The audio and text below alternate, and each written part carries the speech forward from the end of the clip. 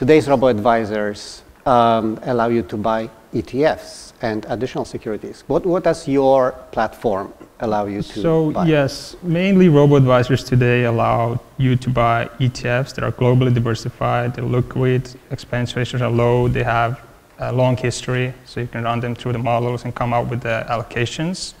But in the end, we've met with all the banks, insurance providers in Singapore, and a lot of times what we hear is that we want your product, but we want to put our own products into your portfolio.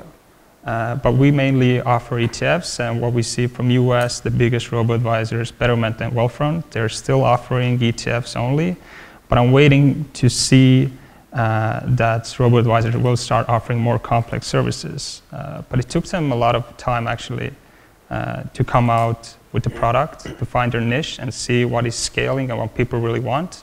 And today these are ETFs, and it really goes with the passive investing or the methodology they have. So, but in the future we'll definitely see more complex products and services on these platforms. Mm-hmm. Alex, robo-advisors have been in business, in big business in the United States for a few years. Why United States? Why did they start there? And can you tell us a little about the history? So I'll pretend I know the answer, but I guess so. If you look at the sophistication of the investors, you have financial advisors. For example, Merrill Lynch has close to 15,000 financial investors. So that's number one, So the public is used to, with maybe because of the 401k pension funds, they are used to invest. So that's on the supply or the demand, if you like. If you look at robo-advisors, particularly in the US, it's about a low-cost environment on ETF, where you have a lot of liquidity, you have low fees, as Keir explained, the millennials, but at the same time, they also target maybe people like me who are not 8 years old in whatever it was, 90-something, where we select a percentage of our overall portfolio and we say, why not? Why not a 5% and a 10%? And that make big numbers. I think is Betterment. The CEO was mentioning a couple of weeks ago that there are some customers with 10 million in assets. So to summarize, one is the fact that you have financial advisors. Financial advisors, by the way, are very, very expensive, right? So you could have an opportunity to displace them, to take them out of the workflow based on a low-cost solution.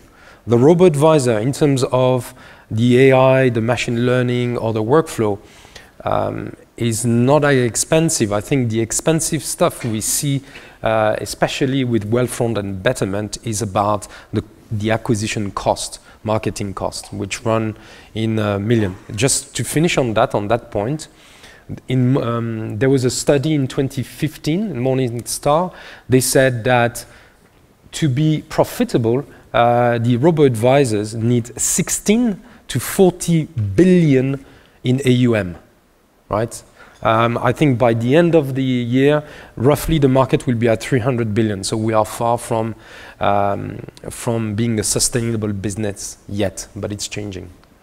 So, Keir, how is that different in Asia? Why don't we see as many robo-advisors?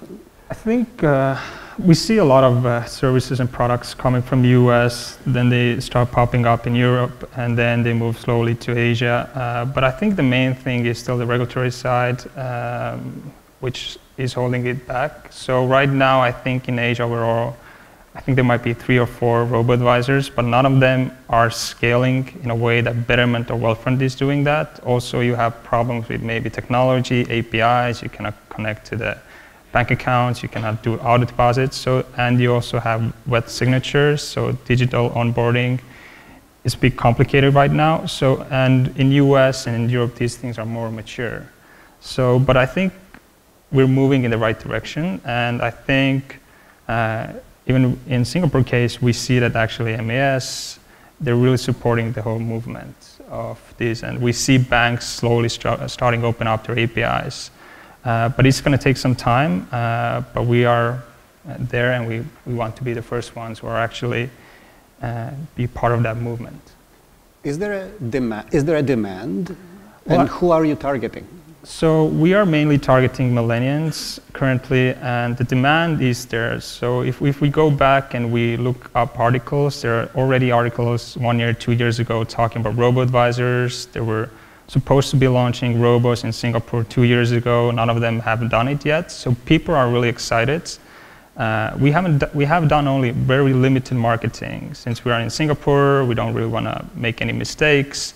We spent $200 in marketing. We have over 1,000 signups, and people are writing us daily basis asking when we're coming out. And they're really interested in the product. So they want to use ETFs and they want to start investing. We allow investing as low as $50. So I think the demand is there. So it's quite strange that we haven't seen any robo yet launching in Asia.